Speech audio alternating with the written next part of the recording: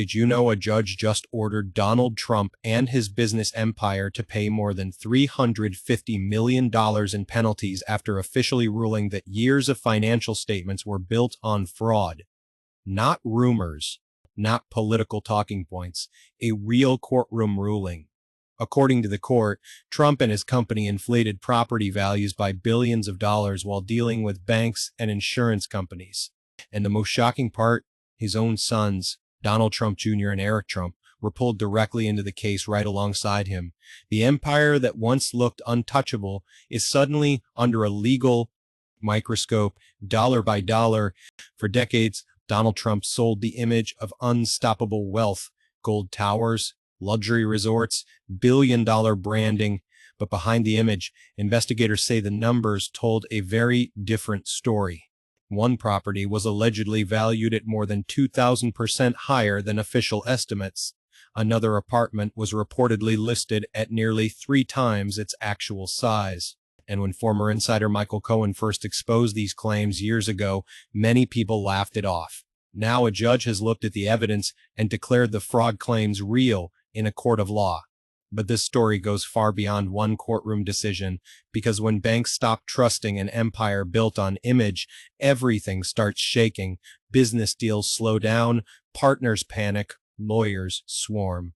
And the question nobody can ignore anymore is this: was Trump really the master dealmaker he claimed to be? Or was the entire empire running on inflated numbers from the very beginning? Stay with me, because what the judge uncovered next may be the most damaging part of all.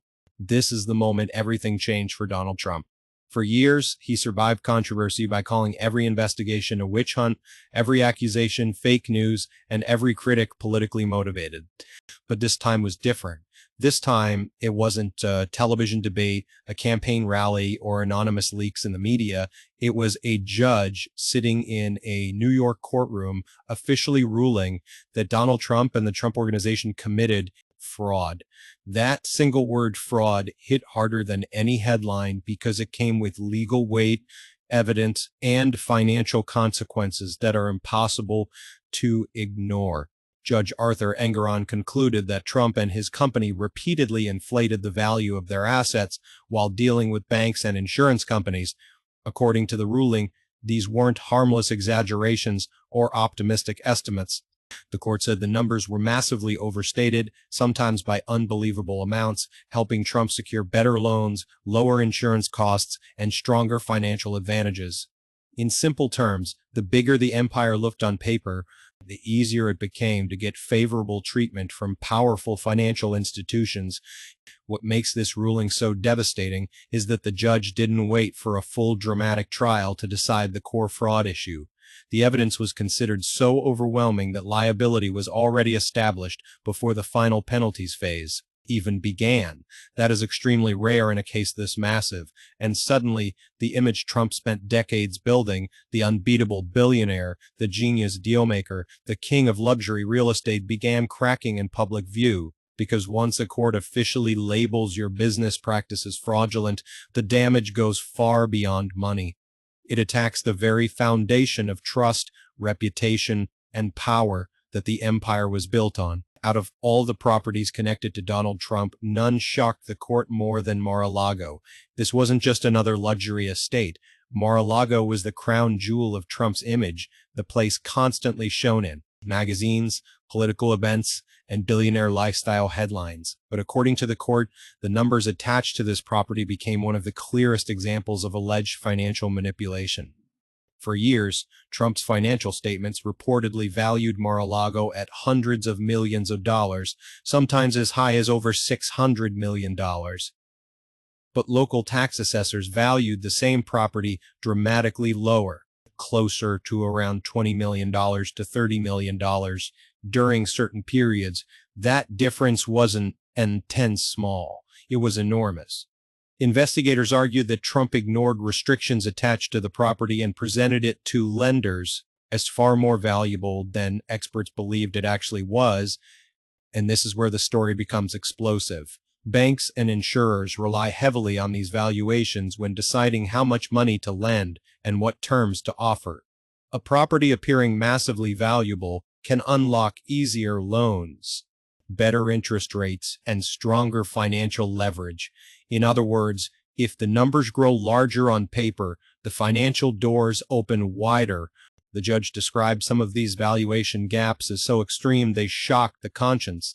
That wording alone sent shockwaves through the business world, because this wasn't just about one mansion in Florida anymore. It became a symbol of the larger accusation that Trump's empire may have been powered by inflated numbers designed to create the illusion of unstoppable wealth.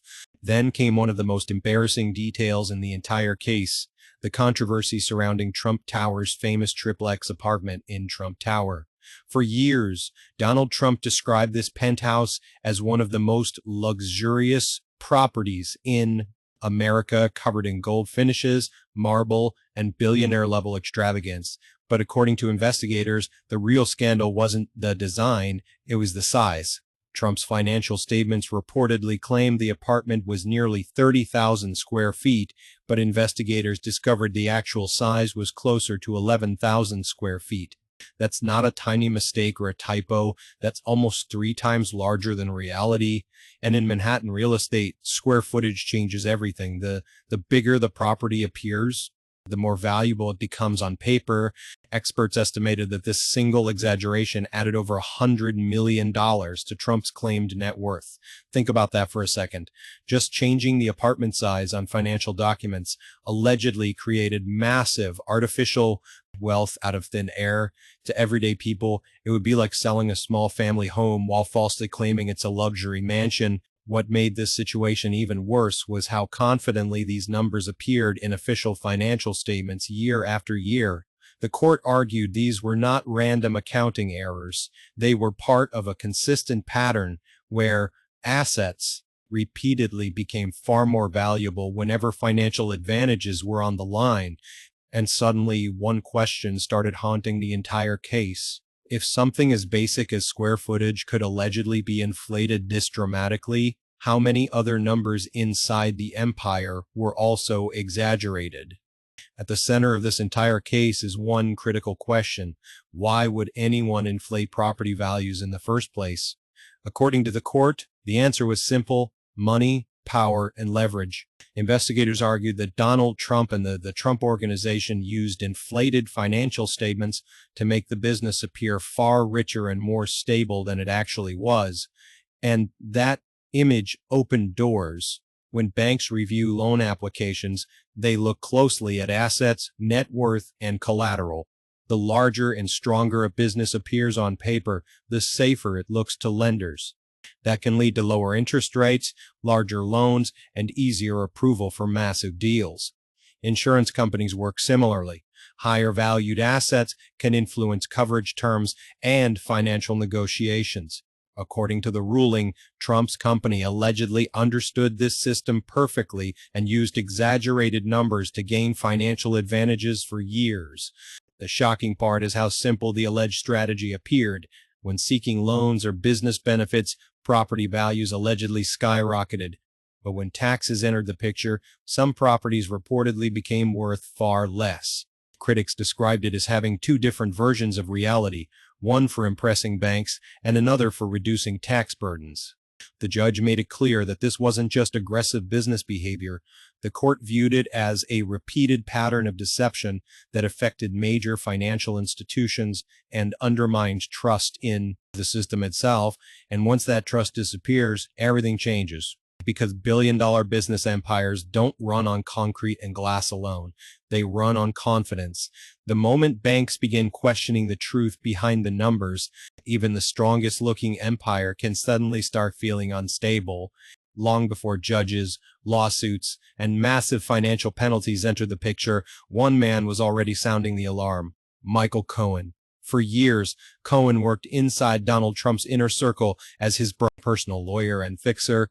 He saw how the business operated from behind closed doors, and when he finally turned against Trump, many people dismissed him as a bitter former employee looking for revenge. But now, after the court's ruling, his old testimony suddenly looks far more serious. Back in congressional hearings, Cohen openly accused Trump of inflating assets to secure financial advantages under oath. He described a system where property values could magically rise or fall depending on what Trump needed at that moment. If the goal was getting loans or impressing banks, values allegedly shot upward. If taxes were involved, those same assets could shrink dramatically on paper. At the time, Trump supporters attacked Cohen relentlessly, calling him unreliable and dishonest because of his own legal troubles. And to be fair, Cohen admitted he had participated in questionable actions himself, but investigators didn't stop there. They followed the documents, the financial statements, and the property records. Over time, the paper trail became harder to ignore. That's what makes this chapter of the story so dramatic. A former insider made explosive claims years ago, and now a judge has officially ruled that widespread financial fraud took place. Suddenly, the man many laughed at became one of the earliest warning signs that something inside the Trump empire wasn't adding up. And once insiders start talking, massive business empires often begin unraveling faster than anyone expects. This case didn't stop with Donald Trump alone. That's what made the ruling even more explosive. His adult sons, Donald Trump Jr. and Eric Trump, were also named in the lawsuit and hit with major consequences. For years, both men presented themselves as the next generation leaders of the family empire, appearing on television, running business operations, and defending the Trump brand in public. But now, they suddenly found themselves standing inside the same legal storm as their father. According to the court, the sons were deeply involved in the financial operations connected to the company's statements and business practices. Investigators argued that this wasn't simply a case of employees following orders from above. The lawsuit claimed the broader leadership structure inside the Trump organization played a role in maintaining the alleged system of inflated asset values. The penalties were serious. Both Eric Trump and Donald Trump Jr. faced restrictions preventing them from serving as officers or directors of New York corporations for a period of time. That may sound technical, but in the business world, it's massive. It directly impacts leadership, authority, corporate control, and future operations inside the family business empire. What makes this especially damaging is the emotional and symbolic impact. Trump spent decades promoting the idea of a powerful family dynasty, children carrying the empire into the future. But now, the very people expected to inherit that legacy are tied to one of the biggest legal crises the organization has ever faced. And when legal pressure spreads from the founder to the next generation, it signals something dangerous. The problem may not have been one individual, it may have been the culture of the entire operation itself. As the pressure mounted, Trump's legal team threw everything they could at the case, hoping something would stop the damage, but one by one, their defenses collapsed inside the courtroom. And that may have been one of the clearest signs of just how serious this ruling really was. First, Trump's lawyers argued that the financial statements included disclaimers, basically warning banks and insurers to do their own research before relying on the numbers. The defense claimed those disclaimers protected Trump from liability, but Judge Arthur Engoron wasn't convinced. The court ruled that disclaimers do not give someone permission to provide misleading financial information in the first place. Then came another major argument. Trump's team claimed nobody was actually harmed.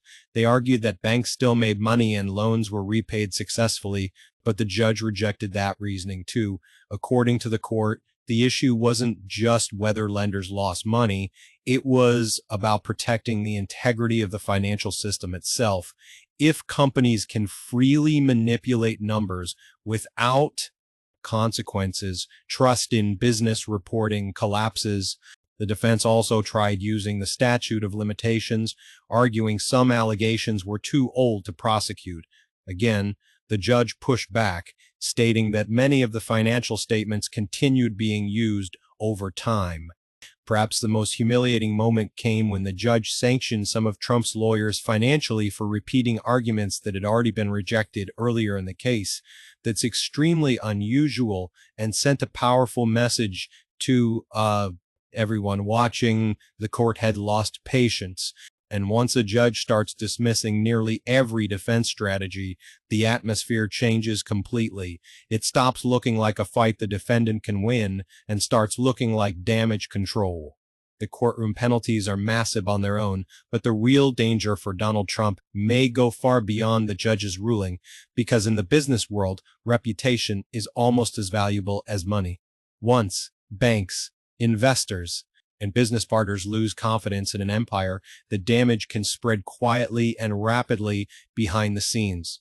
For decades, Trump's business model relied heavily on leverage, borrowing large amounts of money, refinancing properties, securing favorable loan terms, and constantly expanding the brand. But financial institutions depend on trust. If a company becomes associated with fraudulent financial statements, lenders suddenly become far more cautious. Loans can become harder to secure, interest rates may rise, partners begin demanding stronger protections before signing deals. And this is where things become dangerous for the Trump organization. Large real estate businesses are constantly moving money, negotiating contracts, paying staff, maintaining luxury properties, and managing debt. Even a small loss of financial confidence can create serious pressure. Vendors may tighten payment terms, insurance companies may increase scrutiny, future business deals may stall completely. The biggest problem is that financial fear spreads fast. One bank pulling back can trigger others to rethink their relationship too. Suddenly, an empire that once looked unstoppable begins facing questions at every level. What makes this especially damaging is that Trump built his public identity around being a master businessman, someone who always wins. But once a court officially labels parts of the business operation fraudulent, every future negotiation becomes harder. Every number gets questioned. Every document receives extra scrutiny. And in high finance, once people stop believing the image, the entire machine can start slowing down all at once. For Donald Trump, this case was never only about money. It was about the brand. Long before politics, Trump built his entire public image around one idea: success. Gold buildings, luxury hotels, private golf clubs, television fame, billionaire status, everything was carefully designed to project power, wealth, and unstoppable confidence. The Trump name itself became the product. That's why this ruling cut so deeply. Judge Arthur Engoron didn't just accuse Trump of making bad business decisions. The court ruled that financial statements tied to the Trump organization contained fraudulent asset valuations. In other words, the very numbers helping support the Trump image were declared unreliable in court. For years, Trump convinced millions of people that he was the ultimate deal maker, a businessman operating on a level few others could understand. Supporters admired him for it. Critics questioned it. But now, the myth itself has taken a direct legal hit, and when a public figure builds an empire on perception, damage to perception can become catastrophic. The impact goes beyond courtrooms and headlines. Future business partners may hesitate before attaching their names to the brand. Luxury buyers may think twice. International deals become more complicated. Even longtime supporters inside the business world may quietly create distance to avoid reputational risk. And perhaps most importantly, this ruling changes how history may remember Trump's business legacy. Instead of being discussed only as a billionaire developer and political figure, his name is now permanently connected to one of the largest fraud rulings ever involving a former American president, because once a court labels the foundation of your image fraudulent, rebuilding trust becomes far harder than building skyscrapers. What makes this case so historic is that its impact may reach far beyond Donald Trump himself. Legal experts believe this ruling could become a major warning sign for powerful business figures everywhere. Because for years, many people assumed billionaires and political elites operated under a different set of rules, too rich, too connected, too untouchable to face real consequences. But this case challenged that belief in a very public way. The court's message was simple. If financial documents contain false or misleading information, status and fame will not automatically protect you. That idea alone could reshape how future investigations into major corporations and wealthy executives are handled. Banks, regulators, and prosecutors may now feel increased pressure to examine financial statements more aggressively than before. And politically, The fallout could continue for years. Trump's supporters see the case as political persecution, while critics view it as long overdue accountability. But regardless of opinion, one thing is undeniable: the ruling changed the conversation around Trump's business empire forever. What began as allegations from former insiders turned into subpoenas, investigations, court battles, and eventually a judge declaring fraud had taken place. That's a dramatic transformation few people expected to see happen. To one of the most famous businessmen in modern American history, and now the biggest question remains unanswered: is this simply another legal battle Trump will survive like before? Or is this the moment the myth surrounding his empire finally begins to collapse for good?